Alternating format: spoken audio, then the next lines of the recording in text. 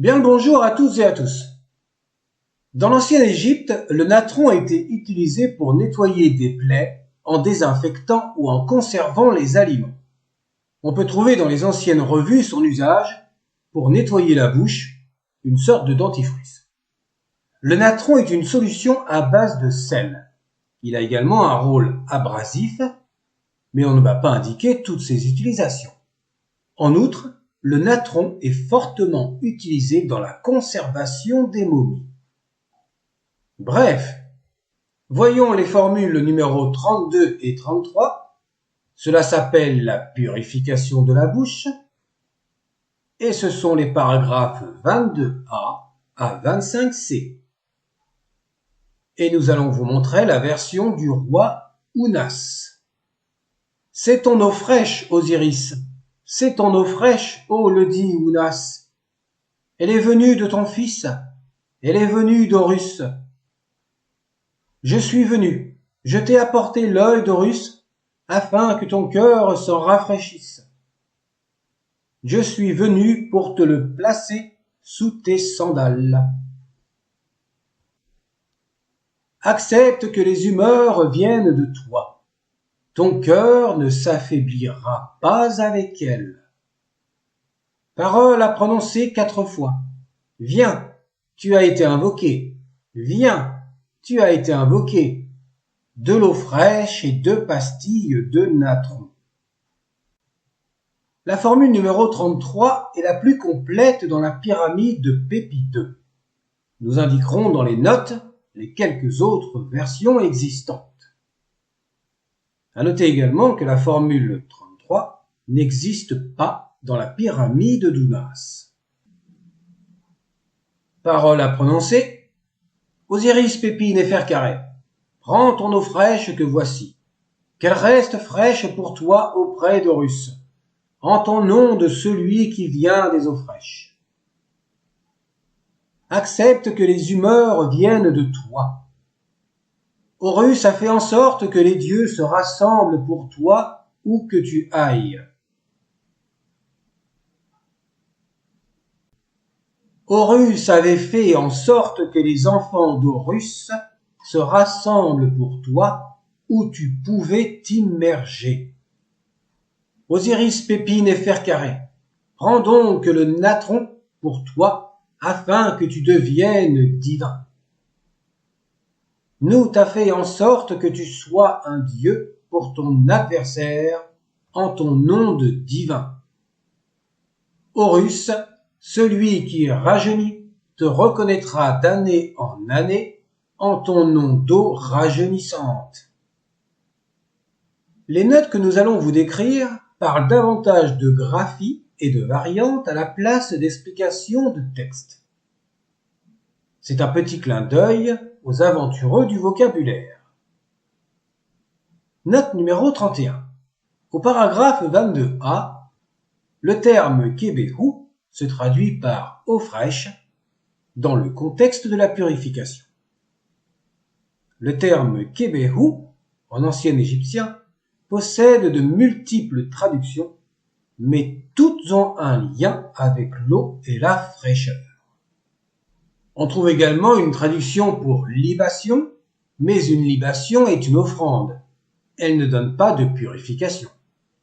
Ce paragraphe est également présent dans la pyramide de Téti, Pépi I, Pépi II et Net en plusieurs endroits. Il est également dans la pyramide d'Ounas, où cette fois, le terme Kebehu est noté avec le W15B. Le W16 est dans la liste des hiéroglyphes. Ce hiéroglyphe W15B est un nouveau. C'est une graphie du W15 ayant les mêmes fonctions. Et dans la pyramide de Pépi II et Net, ce paragraphe commence par Djed Medou. Note numéro 32. Dans le paragraphe 22b, le verbe keb signifie se rafraîchir en parlant du cœur. Il est écrit avec le M1 qui possède également le bilitaire keb dans la notion de fraîcheur ou de libation. Cette valeur bilitaire n'est pas mentionnée dans la playlist des hiéroglyphes. Il faudra donc la rajouter. Ce paragraphe est également noté dans un autre endroit de la pyramide avec les deux unilitaires, Q et P. Et encore une troisième fois avec la variante écrite avec le M34. Cette variante est très rare, le M34 ressemblant au M1. Pourtant, le M34 désigne un épi de blé et le M1 un arbre. On ne va pas discuter l'écriture des scribes. Et de plus, ici, on parle d'orthographe, mais on voulait vous montrer les autres valeurs phonétiques. Et pour Pépi 1, à la place de Chepti Ek, tes sandales, on trouve Redwi Ek, tes jambes. La version de Net donne deux variantes supplémentaires pour le verbe rafraîchir, avec la translittération Kebeb. Le verbe rafraîchir se dit Keb, et il est géminé dans la version de Net. Le hiéroglyphe W16 donne également la valeur bilitaire Keb, en plus de son habituel trilitère Kébé. Et à la place de tes sandales ou de tes jambes, le scribe a écrit Katek pour la reine Net. Il a voulu indiquer davantage le féminin avec le hiéroglyphe D280A qui est aussi utilisé en déterminatif de kat. Nous avons encore un nouveau hiéroglyphe, rarement utilisé, mais que l'on retrouvera plus tard dans la même fonction. Les versions pour la reine Iput et Udjebeten sont très lacunaires et n'apportent pas de graphie supplémentaire. Passons maintenant à la note numéro 33, nous retrouvons le terme Reju, les humeurs, dans le paragraphe 23a, expliqué dans la note numéro 28 de la vidéo 204. C'est un collectif. Il est mentionné à nouveau avec un pronom suffixe, S, que nous traduisons par L, au pluriel. À noter cette forme du pluriel où le N33 est répété 4 fois, ce qui lui confère la même valeur que la triplication. Voir par exemple la vidéo numéro 136 pour le système graphique de l'Ancien Empire à partir de 4 minutes 55. Les autres versions d'Unas, Pépi 2, Net et Udjebeten n'apportent que des graphies différentes du lexème Reju, mais pas de nouveaux hiéroglyphes. Dans les versions de la reine Net, on trouve également l'énonciation Djeb Medu, comme au paragraphe 22a. Note numéro 34, voyons ce paragraphe 23b. Perti Enek Chelu, tu as été invoqué. La voix est sortie de la bouche du prêtre pour prononcer le nom du défunt, donc il a été invoqué. Vous avez certainement reconnu l'origine de l'offrande invocatoire. Peret Chelu, la sortie à la voix. Voir la vidéo numéro 46 à partir de 5 minutes 20. L'exclamation « Tu as été invoqué » est également répétée dans les pyramides de Téti, Pépi 1 et Mérenrê Ier à 2 reprises. Dans les pyramides des reines Net, Iput et Udjebeten, le pronom « Ka » est maintenu pour rappeler l'Osiris en tant que défunt. Dans les versions de Net, le copiste s'est trompé en notant Perti avec le hiéroglyphe R9.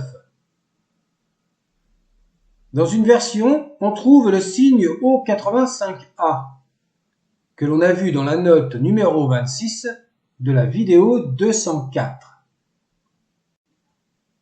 De plus, dans les pyramides de Net et Udjebeten, le lion E23 est représenté coupé en deux. On a agrandi l'image pour mieux vous la montrer. On reverra cette particularité dans la formule 39 et la formule 114 et bien d'autres encore. Passons maintenant à la note numéro 35. Nous avons montré une des versions de la pyramide d'Unas incluant la fin de la formule avec Kebehu Bed Tcha 2. La traduction est de l'eau fraîche et 2 pastilles de natron. Le mot égyptien pour natron se traduit par bed. Le hiéroglyphe R9 est également utilisé dans le terme snetcher, encens. La translittération peut être Kebehu Snetcher Tcha 2. C'est pour cela que vous pouvez trouver cette autre traduction avec 2 pastilles d'encens ou 2 pastilles de natron avec snetcher. Cette fin de formule est très variable selon les textes des pyramides. En voici toutes les correspondances avec les erreurs pour ceux qui sont intéressés. Dans la pyramide d'Unas, dites Kebehu Meati, donnez de l'eau fraîche du nord ou de la Basse-Égypte. Kebehu Tcha 2, de l'eau fraîche et 2 pastilles. Redite Kebehu, donnez de l'eau fraîche. Dans la pyramide de Téti, il n'y a rien. Dans la pyramide de Pépi Ier, nous trouvons une pastille de natron de Haute-Égypte d'Héliatiopolis et une pastille de natron de Basse-Égypte. Il en saisira vers sa main. Dans la pyramide de Mérénré Ier, donnez de l'eau fraîche. Dans la pyramide de Pépi II, donnez de l'eau fraîche du nord, de la Basse-Égypte. Ici, il y a clairement une confusion du scribe. Dans la pyramide de Net, 2 pastilles d'encens. Le terme snetcher se traduit par encens. Il y a encore une confusion du scribe entre plusieurs signes. Ensuite, la même erreur que l'on trouve comme Pépi II. Et de l'eau fraîche, 2 pastilles de natron de Haute-Égypte et 2 pastilles de natron de Basse-Égypte, à donner vers sa main. Dans la pyramide d'Iput, de l'eau fraîche, une pastille d'Héliatiopolis et une pastille de Basse-Égypte. Et dans la pyramide d'Udjebeten, il n'y a rien, comme dans la pyramide de Téti. Passons maintenant à la note numéro 36. Au paragraphe 24a, nous avons le verbe kebeb, être frais, qui est de la même famille que kebehu, l'eau fraîche. Il est écrit de la même manière dans la pyramide de Pépi Ier. Horus désigne dans ce paragraphe le nom de la divinité. L'épithète Peru Kebehu, celui qui vient des eaux fraîches, correspond au dieu Horus. Comme pour le dieu Osiris, qui désigne également le défunt, le roi défunt prend l'épithète en tant que nom d'Horus, assimilé à la titulature. Passons à la note numéro 37. Le paragraphe 24b est le même que le début du paragraphe 23a. C'est également le cas pour Pépi Ier. Note numéro 38. Les autres versions du paragraphe 24c sont trop lacunaires dans la pyramide de Pépi I, Iput et Udjebeten. Passons maintenant à la note numéro 39. Le paragraphe 24d indique Messu-Ha, les enfants d'Horus. Il en est de même pour Pépi Ier. Les enfants d'Horus sont Amset, Hapi, Douamutef et Kebesenouf. Ils représentent dans ce cas les 4 points cardinaux. La pyramide d'Udjebeten n'indique pas ce paragraphe et il y a dans la pyramide d'Iput la variante Messu-Ha. Outre la variante graphique du dieu Horus, nous avons l'indication du pluriel précédé du signe F152. Il est composé du signe F31 et du F32. C'est bien sûr un nouveau hiéroglyphe. Les deux se rapportent à la naissance, la translittération restant identique. On pourrait envisager une autre lecture. Messu Ket Hor, enfant du corps d'Horus, ce qui ne change en rien le contexte. Note numéro 40. Le paragraphe 25a n'est connu que pour Pépi II et Udjebeten, qui est très lacunaire. Note numéro 41. Le paragraphe 25b est également connu dans la pyramide de Pépi Ier. Il est inexistant dans celle d'Udjebeten. Le nom du divin, Netcher ou Netcheri, indice B, est une épithète pour le défunt, étant donné que le roi devient un dieu, même dans l'au-delà. Voyons maintenant la dernière note de cette longue vidéo, la note numéro 42. Le paragraphe 25c est à comprendre en plus de la variante qui se trouve dans la même pyramide. Cette variante commence par une lacune que nous pouvons restaurer. Dans celle de Pépi Ier et Udjebeten, elles sont partielles, et dans la pyramide d'Iput, elle est inexistante. Nous avons une épiclèse associée à Horus, Hor-Renpi, celui qui est rajeuni, quand il est désigné sous la forme d'un enfant. C'est un nouveau hiéroglyphe. À l'époque gréco-romaine, il est appelé Harpocrate, ce qui signifie littéralement Horus l'enfant. Hor pa Chelel. Ce hiéroglyphe est donc le M4b. C'est une variante graphique de la branche de palmier M4. Elle possède les mêmes valeurs. L'expression qui suit est Renpet Renput, d'année en année. Ensuite, nous avons Renek Enmu Renpu. La translittération et la traduction nous est donnée avec la variante pour Enmu.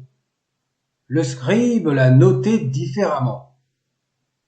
L'épithète Mu-Renpu, l'eau rajeunissante, est associée au défunt sous sa forme qui se régénère en divinité. Cette épithète est également connue pour le dieu du Nil Hapi, en renouvelant le bienfait des eaux du fleuve. Au Nouvel Empire, il existe également Horus, celui qui est rajeuni. C'est une épithète pour Amun-Ra Atu-Morakti, 4 dieux en un seul. C'est le syncrétisme comme Amun-Ra. C'est une info qui n'a rien à voir avec notre Horus des textes des pyramides, mais on peut de temps en temps donner d'autres explications.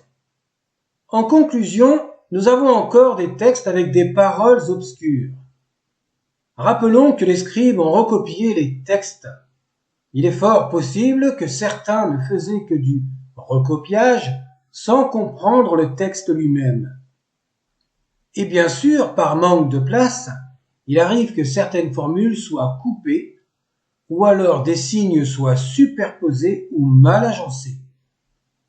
À moins qu'ils ne l'aient fait exprès pour cacher leur texte. À savoir que dans la pyramide de Net et Iput, il y a beaucoup d'erreurs. Bref, restons dans notre domaine d'interprétation des textes en fonction de leur contexte et non pas une analyse grammaticale. Et les prochaines formules, les numéros 34 à 36, parleront encore de la purification de la bouche. À plus tard pour la vidéo numéro 206. Et comme d'habitude, portez-vous bien.